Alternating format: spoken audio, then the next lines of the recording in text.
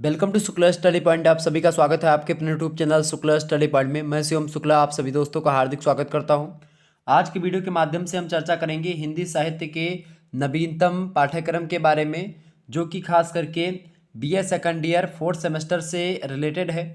यानी कि BA second year में अगर आप हैं, थर्ड सेमेस्टर की परीक्षा आप दे चुके हैं और आप फोर्थ सेमेस्टर में अब चूँकि आ ही चुके हैं, लगभग ये मान करके चलो कि आप पास ही हो जाएंगे। और पास ही होंगे अगर आप लोगों ने मुझसे पढ़ा होगा, तो फेल आप हो ही नहीं सकते हैं। बात ध्यान रखेंगे, अगर आप लोगों ने इस तरीके से लिखा होगा तो बिल्कुल आपको कोई फेल ही नहीं कर सकता। ये बात मैं प्रबल दावेदारी के साथ कह रहा हूँ। अगर आपने थोड़ा सा अगर ढिलवाही करी होगी तो शायद आप फेल हो जाएंगे। बाकी अगर आप लोगों ने एक दो वीडियो भी मन लगा करके देखा होगा हमारे द्वारा बताए गए मॉडल पेपर को, तो कोई भी ऐसा टीचर या एग्जामिनर नहीं जो कि आपको फेल कर देगा। आपको नंबर अवश्य मिलेगा और अच्छा नंबर मिलेगा। ठीक है। BA second year fourth semester में हिंदी अगर आप लोगों ने लिया था तो आपको हिंदी अनुवाद पढ़ना पड़ेगा। यानी लगभग सभी विश्वविद्यालयों का यही सिलेबस है। ठीक है। राम मनोहर लोहिया, वीर बहादुर सिंह पूर्वांचल विश्वविद्यालय, सिद्धार्थ यूनिवर्सिटी कपिलवस्तु, ठीक है, कानपुर विश्वविद्यालय यानी छत्रपति साहू जी महाराज, भीमराव अम्बेडकर विश्वविद्यालय आगरा, लखनऊ विश्वविद्यालय से लेकर के जो है आपका इलाहाबाद यूनिवर्सिटी हो गया, महात्मा गांधी काशी विद्यापीठ हो गया, या एक प्रकार से आप देखते हैं बिहार विश्वविद्यालय, या फिर कई मतलब बिहार में जो तमाम सारे विश्वविद्यालय हैं उनके बारे, राजस्थान विश्वविद्यालय की बात की जाए, उत्तराखंड विश्वविद्यालय, तो अधिकतर विश्वविद्यालय में आप देखते हैं मेरठ विश्वविद्यालय, शाकंभरी विश्वविद्यालय, सभी विश्वविद्यालयों का सिलेबस यही है। तो चिंता करने की आपको आवश्यकता नहीं। सभी विश्वविद्यालय जिनका मैं नाम नहीं ले पा रहा हूँ, तो आप लोग जान जाइएगा कि सारे विश्वविद्यालयों के बारे में बता रहा हूँ। ठीक है, ये बात ध्यान रखेंगे। इसके अलावा जननायक चंद्रशेखर बलिया विश्वविद्यालय सभी के लिए बहुत महत्वपूर्ण है और सभी का सिलेबस यही है। ठीक है। तो आप सभी लोग आसानी से तैयारी कर सकते हैं। जल्द ही इनकी क्लासेस आपकी प्रारंभ करवा दी जाएंगी आपके अपने यूट्यूब चैनल यानी शुक्ला स्टडी पॉइंट पर ही यार। ठीक है। तो आप सभी लोग वीडियो को लाइक और शेयर अवश्य कर दीजिएगा, ताकि इस वीडियो को अगर आपने ज़्यादा शेयर किया, ज़्यादा लाइक आती है, शेयर आता है, वीडियो ज़्यादा व्यूज आता है, तो मैं आप लोगों के लिए लगातार क्लासेस प्रारंभ करवा दूंगा हिंदी अनुवाद की, और आसानी से पढ़ेगा बिल्कुल फ्री में यूट्यूब चैनल पर ही। ठीक है। चलें, हिंदी अनुवाद की बात किए तो न्यू सिलेबस है ये 2023 की परीक्षाओं के लिए। ठीक है। 24, 25, 26 सभी में यही सिलेबस होगा। ये बात ध्यान रखें, सिलेबस ये नवीनतम एजुकेशन पॉलिसी जो 2020 में आई थी उसके अकॉर्डिंग हो रहा है, और सेमेस्टर वाइज आपकी परीक्षाएं हो रही है। आप लोगों ने सेकंड थर्ड फर्स्ट सेमेस्टर में आप लोगों ने हिंदी काव्य पढ़ा, सेकंड में आपने कार्यालयी हिंदी पढ़ा और कंप्यूटर के बारे में, अब थर्ड सेमेस्टर में आपने हिंदी गद्य पढ़ा, अब फोर्थ सेमेस्टर में फिर आप हिंदी अनुवाद पढ़ेंगे, फिर फिफ्थ में आप देखते हैं साहित्य से रिलेटेड कुछ चीज़ें मिलेंगी, फिर सिक्स में इसी प्रकार से ऐसे आपको पढ़ना पड़ेगा। नहीं, तालमेल बैठाना एक प्रकार से हिंदी का। आपने हिंदी मतलब प्रयोग में जो हिंदी खास करके प्रयोजन मूलक हिंदी के बारे में आपने पढ़ा सेकंड सेमेस्टर में, जो कार्यालयी हिंदी होती है, कार्यालय में प्रयोग की जाने वाली। तो चतुर्थ सेमेस्टर में हमको हिंदी अनुवाद के बारे में पढ़ना है, पूरा विस्तार से जानेंगे। आइए देखते हैं कौन कौन से पॉइंट हमको पढ़ने हैं। आइए देखते हैं। तो आपकी स्क्रीन पर आ चुका है भाई, सभी लोग देखने का प्रयास करेंगे। देखें यहाँ पर पहली इकाई है हिंदी अनुवाद की अवधारणा, यानी कि कॉन्सेप्ट ऑफ ट्रांसलेशन। ठीक है। और खास करके हिंदी में अनुवाद की, तो अनुवाद की अवधारणा क्या होती है, सबसे पहले हमको क्या जानना है, अनुवाद की परिभाषा जाननी है और अनुवाद का स्वरूप समझना है। अनुवाद क्या होता है, तो सिंपल सी अनुवाद के बारे में अगर बताऊं तो एक भाषा में कही या लिखी गई जो बात होती है उसका किसी दूसरी भाषा में सार्थक परिवर्तन जो होता है उसी का अनुवाद कहते हैं या ट्रांसलेशन कहते हैं। ये बात आप ध्यान रखेंगे। अनुवादक मनुष्य भी हो सकता है, मशीन भी हो सकती है। तो एक भाषा में लिखित प्रलेख यानी डॉक्यूमेंट को अपनी समझ, भाषाई ज्ञान और विषय के आधार पर हम क्या करते हैं, दूसरी भाषा में अनुवाद करते हैं। ये बात आप ध्यान रखेंगे। अनुवादक जो व्यक्ति होता है, चाहे कोई मशीन होती है, जैसे आजकल गूगल ट्रांसलेटर है, ठीक है, तो अनुवादक जो होता है उसको दोनों भाषाओं का, इसके अलावा स्रोत का, लक्ष्य भाषा, इन सभी का ज्ञान होना चाहिए। जिस भाषा से अनुवाद किया जा रहा है उसे स्रोत भाषा, एवं जिस भाषा में अनुवाद किया जा रहा है उसे लक्ष्य भाषा कहते हैं। ये बात ध्यान रखेंगे। यानी जिस भाषा से अनुवाद किया जा रहा है उसको स्रोत भाषा, ठीक है, और जिस भाषा में अनुवाद किया जा रहा है, मान लेते हैं हिंदी अंग्रेजी भाषा लिखी है, अंग्रेजी भाषा आपकी क्या होगी, अंग्रेजी भाषा आपकी स्रोत भाषा होगी। हमें हिंदी अनुवाद करते हैं तो हिंदी भाषा कौन सी होगी आपकी, हिंदी में हम अनुवाद कर रहे हैं अंग्रेजी का, तो अंग्रेजी भाषा मतलब जो हिंदी भाषा है वो लक्ष्य भाषा है। स्रोत भाषा कौन सी, अंग्रेजी भाषा। तो एक प्रकार से मतलब ऐसे अगर हम हिंदी से अनुवाद कर रहे हैं अंग्रेजी में, तो वहीं पर हिंदी आपकी स्रोत भाषा हो जाएगी और लक्ष्य भाषा आपकी अंग्रेजी हो जाएगी। ठीक है। ये थोड़ा सा आप ध्यान रखेंगे।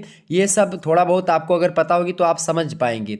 प्रयोजन मूलक हिंदी के साथ साथ वर्तमान में अत्यंत प्रभावशाली माध्यम के रूप में अनुवाद की बहुत महत्वपूर्ण भूमिका आज जो है दिखाई पड़ रही है। आजकल आप देख रहे हैं अनुवादक की बहुत डिमांड बढ़ती जा रही है लगातार। ठीक है। कोई आप देखते हैं कोई घूमने आता है, मान लेते जो है अगर आप बनारस में रहें या अयोध्या में मंदिर बन रहा है, अब बहुत सारे विदेशी लोग आएंगे यहाँ पर घूमने के लिए, तो अनुवादक उनको एक प्रकार से अंग्रेजी और हिंदी समझने वाले लोग होंगे, उनको टहलाएंगे, तो उसके लिए हिंदी अंग्रेजी की आवश्यकता दोनों की पड़ेगी। कई प्रकार की चीज़ें होती है। तो आप देखते हैं विश्व फलक पर तेजी से आप देखते हैं लगातार ज्ञान विज्ञान प्रौद्योगिकी का विभिन्न क्षेत्रों पर विस्तार हो रहा है, लगातार तीव्र गति से एक प्रकार से अलग अलग प्रकार के विकास हो रहे हैं। ज्ञान विज्ञान के सभी क्षेत्रों में देश विदेशों की संस्कृति तथा देश के प्रशासन आदि को आप देखते एक प्रकार से बहुत जल्दी समुचित ढंग से अभिव्यक्त देने के लिए एक सहायक अनिवार्य रूप में अनुवाद का काम आता है। यानी अनुवाद आप देखते हैं लगातार, आप मशीनों का अनुवाद ज़्यादा बढ़ चुका है आजकल। तो जैसे आप देखते हैं संसद भवन में भी लोग कानों में जो लगाए रहते हैं वो अनुवाद ही होता है, अनुवादक यंत्र ही होता है। जैसे मोदी जी बोलते हैं हिंदी में, तो बहुत सारे दक्षिण भारत के लोग बैठे होते हैं जिनको हिंदी नहीं आती है, या फिर बहुत सारे इंग्लिश वाले बैठे होते हैं जिनको हिंदी नहीं आती है। तो हिंदी में अगर कोई जो है सांसद बोलेगा तो वो अंग्रेजी में उनको सुनाएगा, कोई कन्नड़ बोला तो कन्नड़ में उसको सुनाई देगा, कोई तमिल बोल रहा तो तमिल में, तमिल वाले को तमिल में सुनाई देगा, ठीक है, अंग्रेजी वाले को अंग्रेजी में, मलयालम को मलयालम में, ठीक है। इस प्रकार से आप देखते हैं गुजराती वाले गुजराती में सुनाई देगा, ठीक है, मराठी वाले को मराठी में सुनाई देगा। तो एक प्रकार से आप देखते हैं हर क्षेत्र के भाषाओं के लिए एक प्रकार से अनुवादक यानी कि ट्रांसलेटर जो मशीन है कान में लगाए रहते हैं। आप लोगों ने देखा होगा संसद भवन में, तो ट्रांसलेटर ही होता है, ठीक है। तो कुल मिलाकर के अनुवाद की बहुत ज़्यादा चीज़ें बढ़ गई, चूँकि आजकल क्या हो रहा है कि भाई अगर आप भाषा नहीं सीख पा रहे तो फिर एक अनुवादक रख लीजिए, बहुत सारे लोग अनुवादक रखते हैं, ठीक है। तो ये एक प्रकार से अनुवाद की परिभाषा हमको समझना है, अनुवाद का स्वरूप समझना है। वैसे संस्कृत भाषा के वद धातु से अनुवाद का निर्माण हुआ है।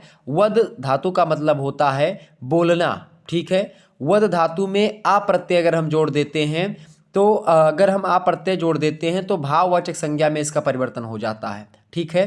तो वाद बन जाता है। तो वाद क्या क्या अर्थ होता है? वाद माने होता है कहने की क्रिया या कही हुई बात, उसको वाद कहते हैं। और जब इसी वाद में हम क्या जोड़ देते हैं, अनु उपसर्ग जोड़ देते हैं, तो अनुवर्तिका के अर्थ में व्यवहत हो जाता है। ये वाद में यह अनु उपसर्ग जोड़ करके बनने वाला जो शब्द होता है उसको हम क्या बोलते हैं, अनुवाद, ठीक है। अनुवाद किससे बना है भाई? संस्कृत भाषा के वद धातु से बना है।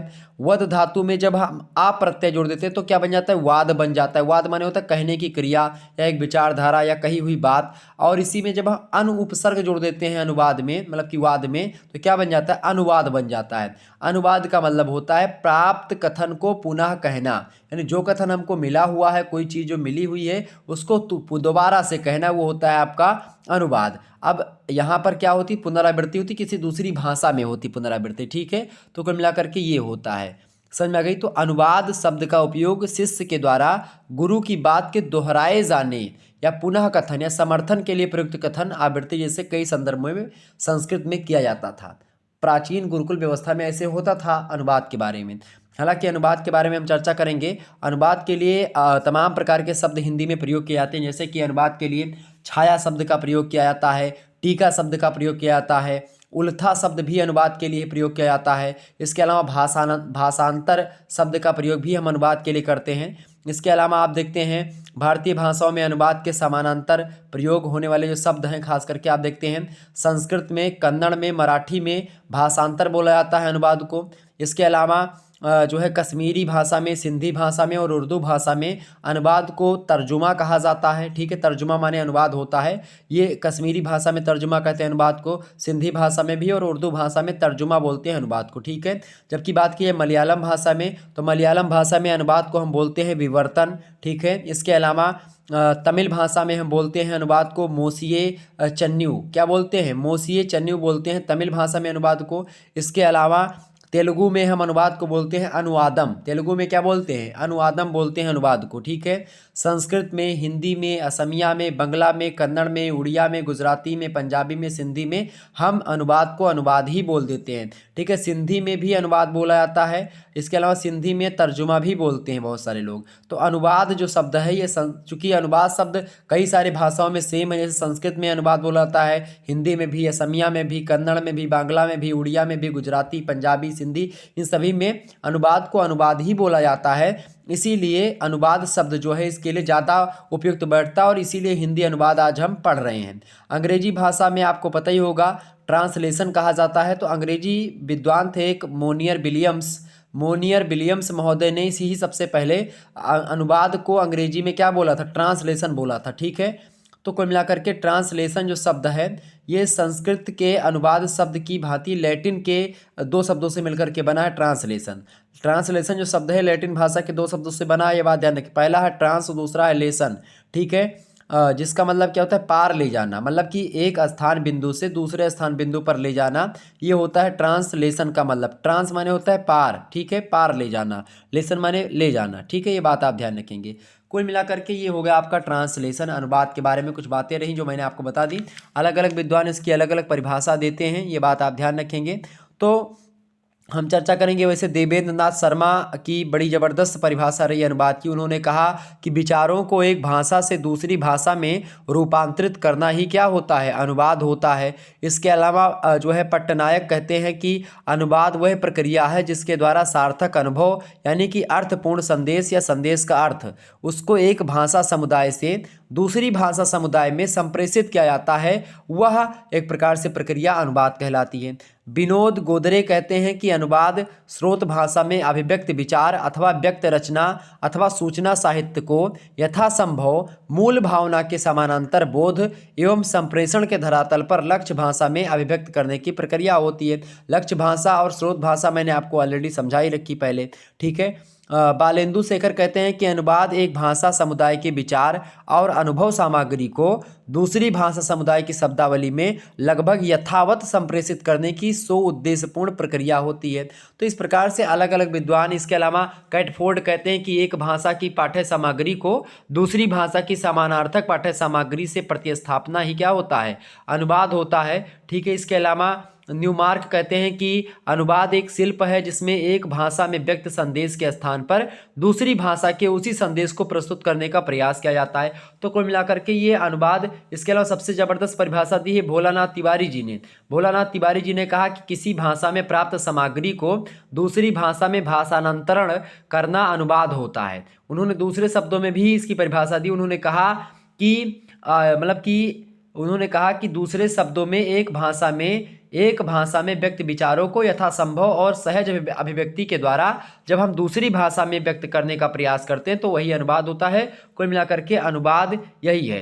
तो अनुवाद के बारे में मैंने परिभाषा और अर्थ इसको समझा दिया। इसके स्वरूप, इसके प्रकार कई होते हैं, इन पर चर्चा करेंगे हम आने वाले समय में। हालांकि यहाँ पर मैं सिलेबस चर्चा कर रहा हूँ, पूरा का पूरा चैप्टर अभी अगर पढ़ाने में लग जाऊँगा तो बड़ा लंबा समय आपका लग जाएगा और विस्तार से हम चर्चा करेंगे हर एक पॉइंट्स पर। तो चिंता करने की आपको आवश्यकता नहीं है। एक एक चैप्टर को मैं विधिवत तरीके से आपको समझाने का प्रयास करूँगा। वीडियो को अभी लाइक कर दीजिए, चैनल से जुड़ जाइए ताकि आप फोर्थ सेमेस्टर के हर एक सब्जेक्ट की तैयारी के लिए हमारे चैनल पर वीडियोस आती रहती हैं, लाइव क्लासेस होती रहती हैं। तो आप हमारे चैनल से जुड़ जाइए, बेल आइकन को प्रेस कर दीजिए ताकि फोर्थ सेमेस्टर की जब क्लासेस प्रारंभ हो जाए एकदम से, और मैं मुश्किल से जल्द ही 4-5 दिनों के अंदर क्लास प्रारंभ हो जाएगी।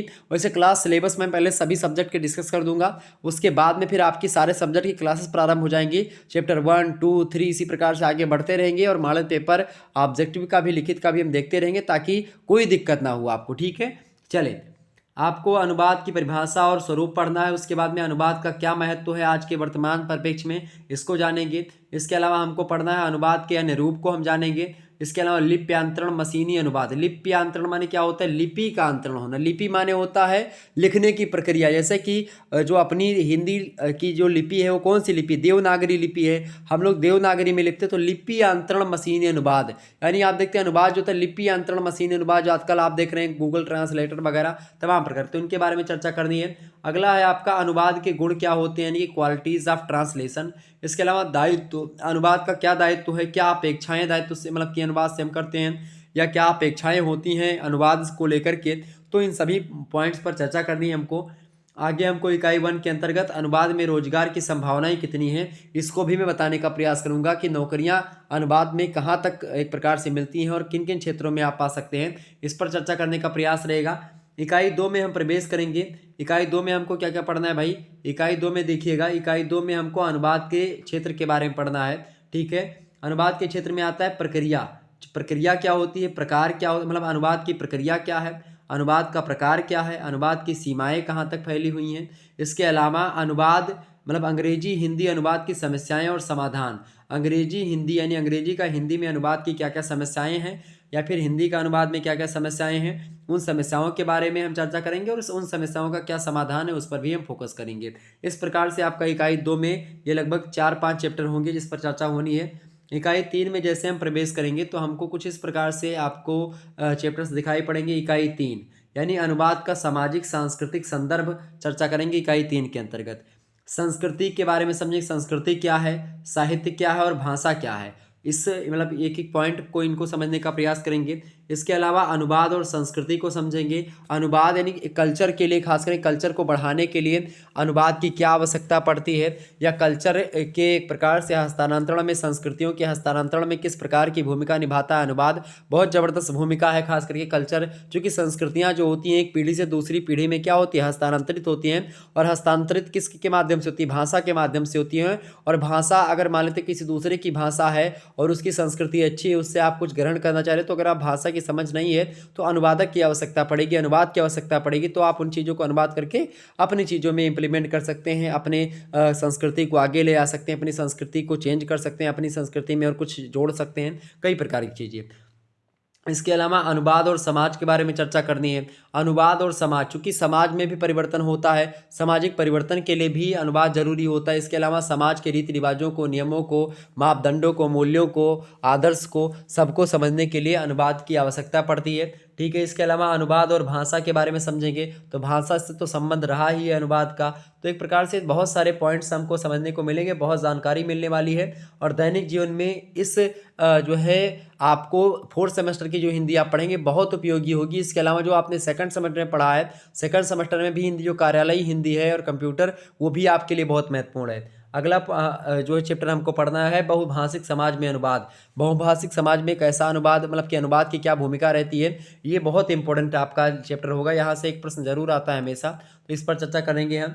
इकाई 4 में हमको क्या पढ़ना है भाई, इकाई 4 की अगर बात की जाए तो इकाई 4 में हम देखेंगे, इकाई 4 में देखिएगा हमको क्या क्या पढ़ना है भाई।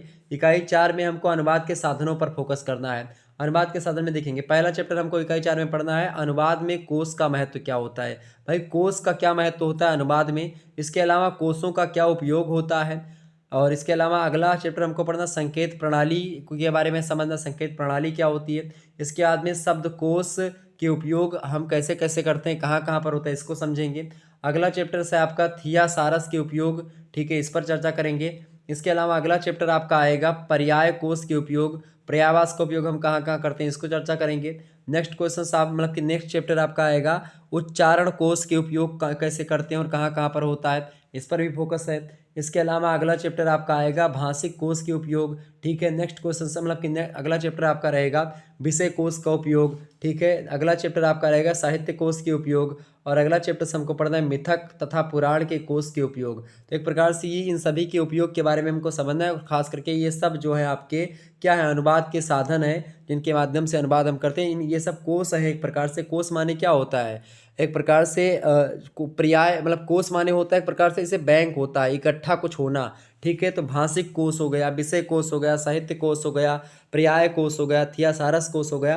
तो इन सभी के उपयोग के बारे में हम चर्चा करेंगे, ठीक है। इकाई 5 की अगर बात की जाए तो इकाई 5 में हम परिभाषिक शब्दावलियों के बारे में जानेंगे। जैसा कि आप लोगों ने पढ़ा होगा BA 2nd सेमेस्टर में परिभाषिक शब्दावलियों के बारे में और अनुवाद के बारे में भी वहाँ पर मैंने बताया था आपको। इसे अनुवाद वहाँ पर एक टॉपिक के रूप में आपने पढ़ा था, लेकिन यहाँ पर एक पेपर के रूप में आपको पूरा का पूरा पाठ्यक्रम के रूप में देखने को मिलेगा। तो भाषिक शब्दावली उसमें एक चैप्टर उसमें भी था, भाषिक मतलब परिभाषिक शब्दावलियाँ, और इसमें भी परिभाषिक शब्दावलियों की बात की जाए, ऐसे शब्द जो कि जटिल होते हैं, जिनकी परिभाषा दी जा सकती है, ठीक है, ये बात ध्यान रखेंगे। तो इसमें हमको पढ़ना है परिभाषिक शब्द कौन कौन से होते हैं और इनसे क्या तात्पर्य होता है, और परिभाषिक शब्द के क्या लक्षण होते हैं, इसके बारे में भी हमको समझना है इस चैप्टर में, यानी इकाई 5 में। इसके अलावा इकाई 5 के अंतर्गत हमको सामान्य शब्दों तथा परिभाषिक शब्दों की अनुवाद में क्या भूमिका होती है, इसके बारे में जानना। परिभाषिक शब्दावली जो होती खास करके अनुवाद के द्वारा ही बनती है। आपको पता होगा कोई चीज़ें जो होती, किसी चीज़ का विकास, जैसे वैज्ञानिक शब्दावलियाँ बहुत सारी हैं, बहुत सारी औद्योगिक शब्दावलियाँ हैं, बहुत सारी सामाजिक सांस्कृतिक जो मतलब कि भौगोलिक, ठीक है। इसके अलावा दार्शनिक, कई प्रकार के जो विषय होते हैं, विषयों में लगातार खोजबीन होते रहते हैं। तो अलग अलग देश के लोग खोजबीन करते हैं, जरूरी नहीं कि एक ही देश के लोग करेंगे।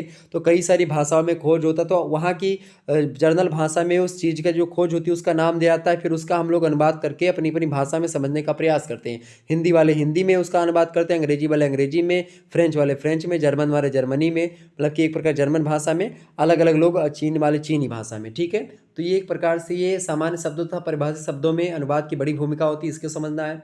इसके अलावा पारिभाषिक शब्दावली निर्माण के कौन कौन से सिद्धांत हैं, उन सिद्धांतों पर हम चर्चा करेंगे। इसके अलावा अगला चैप्टर आपका आएगा पारिभाषिक शब्दावली निर्माण की प्रक्रिया। परिभाषित शब्दावलियों का निर्माण कैसे होता है उसकी पूरी की पूरी प्रक्रिया समझने का प्रयास करेंगे हम, जब चैप्टर वाइज वीडियो प्रोवाइड करवाएंगे। अगला आपका जो इकाई है, अगली इकाई में हमको क्या पढ़ना है भाई, अगली इकाई आपकी स्क्रीन पर आ चुकी है, सभी लोग देखने का प्रयास करेंगे। सभी लोग वीडियो को लाइक और शेयर अवश्य कर दीजिएगा। इसी प्रकार से आपके जो सब्जेक्ट हो आप सब्जेक्ट लिखेंगे, जल्द ही आपके सब्जेक्ट का सिलेबस में डाल दूंगा और उसके बाद में चैप्टर वाइज वीडियो प्रोवाइड शुरू हो जाएंगी आपकी लाइव क्लास। ठीक है, आगे आपका आ चुका है इकाई नंबर 6। इकाई नंबर 6 में हमको क्या पढ़ना है भाई, अनुवाद का पुनरीक्षण। ठीक है, अनुवाद का पुनरीक्षण का मतलब क्या होता है, एक प्रकार दोबारा से चेक करना, चूंकि अनुवाद कभी कभी गलत भी होते हैं। ठीक है, तो अनुवाद का पुनरीक्षण हमको पढ़ना है, उसका मूल्यांकन और उसकी समीक्षा।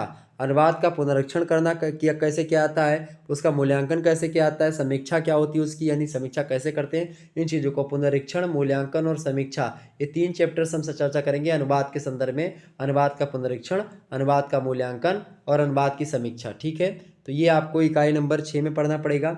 इकाई 7 की बात की है तो इकाई 7 में हमको क्या पढ़ना है भैया, इकाई 7 में आप देखिएगा, इकाई 7 में अनुवाद सैद्धांतिकी के बारे में पढ़ना है। एक, हिंदी से अंग्रेजी तथा अंग्रेजी से हिंदी में अनुवाद के बारे में, तो हिंदी से अंग्रेजी में अनुवाद और अंग्रेजी से हिंदी, यानी अनुवाद के सिद्धांत पढ़ना है इसमें, यानी हिंदी से अंग्रेजी में अनुवाद के सिद्धांत और अंग्रेजी से हिंदी के लिए अनुवाद के कौन कौन से सिद्धांत होते हैं उनके बारे में जानना है। इसके अलावा प्रशासनिक अनुवाद के बारे में समझना है। ठीक है, इसके अलावा बैंकिंग का अनुवाद क्या होता है इसके बारे में जानना है, खास करके अंग्रेजी से हिंदी और हिंदी से अंग्रेजी दोनों संदर्भों में। विधि अनुवाद यानी कानूनी अनुवाद में, जो कानून में अनुवाद होता है विधि में। इसके अलावा ज्ञान विज्ञान और तकनीकियों में जो अनुवाद होता है अंग्रेजी हिंदी से, मतलब अंग्रेजी में अंग्रेजी से हिंदी या हिंदी से अंग्रेजी, दोनों संदर्भों में हमको इन 5 चैप्टर्स के बारे में चर्चा करनी है और विस्तार से जानने का प्रयास हर एक पॉइंट्स पर करेंगे हम। आगे बढ़ते हैं, एक बार वीडियो को शेयर कर दीजिएगा और लाइक कर दीजिएगा। ओके, इकाई नंबर आपका आ चुका है 8 और लास्ट इकाई मेरे हिसाब से आपकी इकाई नंबर 8 होगी। ठीक है, बात आप ध्यान रखेंगे। इकाई नंबर 8 है आपका अनुवाद सिद्धांतिकी 2। अनुवाद सिद्धांतिकी 1 में आप लोगों ने हिंदी से अंग्रेजी और अंग्रेजी से हिंदी वाले में 5 पॉइंट्स को समझा, 5 चैप्टर्स को आपको समझना है। इसके अलावा हिंदी से अंग्रेजी तथा अंग्रेजी से हिंदी, इसमें पार्ट 2 में हमको सामाजिक विषयों का अनुवाद कैसे करना है इसको जानना है। इसके अलावा सृजनात्मक अनुवाद, सृजनात्मक अनुवाद का मतलब होता है सृजन करने की क्षमता। हम कोई चीज़ सीख रहे हैं, जैसे अंग्रेजी में बहुत सारी पुस्तकें हैं तो उसको भी हम पढ़ करके सीखते हैं, तो अंग्रेजी में एक प्रकार से हम उसको हिंदी में कन्वर्ट करके पढ़ते हैं, फिर उसको सीखते हैं। तो सृजनात्मक अनुवाद होते हैं कुछ कुछ, इसके अलावा सृजनात्मक विधाओं का अनुवाद होता है। तो कुल मिलाकर के ये 3 चैप्टर्स हमको पढ़ने हैं इकाई नंबर 8 से। तो एक प्रकार से ये आपका सिलेबस था हिंदी का, यानी हिंदी जिन्होंने लिया है बीए फर्स्ट सेमेस्टर में उन्होंने हिंदी काव्य का पेपर दिया, सेकंड में कार्यालय हिंदी और कंप्यूटर का दिया, थर्ड में उन्होंने दिया हिंदी गद्य का, अब फोर्थ में आपको देना हिंदी अनुवाद का। ठीक है, पेपर और हिंदी अनुवाद का सिलेबस यही है। जल्द ही इन पर चैप्टर वाइज वीडियो आपकी आएगी आपके समक्ष, तो वीडियो को लाइक और शेयर कर दीजिएगा। इसके अलावा मैं एक इन्फॉर्मेशन और आपको दे दूँ, BA second year 4th semester का जियोग्राफी का जो है सिलेबस मैंने दे दिया। जियोग्राफी के सिलेबस में ऑल यूनिवर्सिटीज़ के लिए हिंदी और अंग्रेजी दोनों भाषाओं में जियोग्राफी का सिलेबस दिया गया है। आपको बता दूं कि ये इसमें आपको आर्थिक भूगोल के बारे में पढ़ना है। ठीक है, न्यू सिलेबस 2023 की परीक्षाओं के लिए, 24 की परीक्षाओं के लिए है। और आर्थिक भूगोल आपको इकोनॉमिक जियोग्राफी के बारे में पढ़ना है, खास करके BA second year 4th semester में। 4th सेमेस्टर में आपको यही पढ़ना है, चतुर्थ सेमेस्टर जिसको बोलते हैं उसी को 4th सेमेस्टर बोलते हैं। ठीक है, तो ये जियोग्राफी यानी कि भूगोल में आपको आर्थिक भूगोल यानी कि इकोनॉमिक जियोग्राफी के बारे में पढ़ना है। इस पर जल्दी चैप्टर वाइज वीडियो प्रोवाइड करवाऊंगा हर एक सब्जेक्ट की। इसके अलावा sociology, political science, history, Sanskrit, अंग्रेजी सभी का सिलेबस मैं दे दूंगा, आप आसानी से देख लीजिएगा। आप कमेंट करके बता दीजिए आपका सब्जेक्ट क्या है, उसी के अकॉर्डिंग मैं जल्दी क्लासेस आपकी प्रारंभ करवा दूंगा। धन्यवाद, मिलते हैं नेक्स्ट वीडियो में। सभी लोगों को बहुत बहुत धन्यवाद। Good night all of you. सभी लोगों का बहुत बहुत धन्यवाद हमारे से जुड़ने के लिए। इसी प्रकार से अपना प्यार हमेशा बना रखिए। Good night all of you.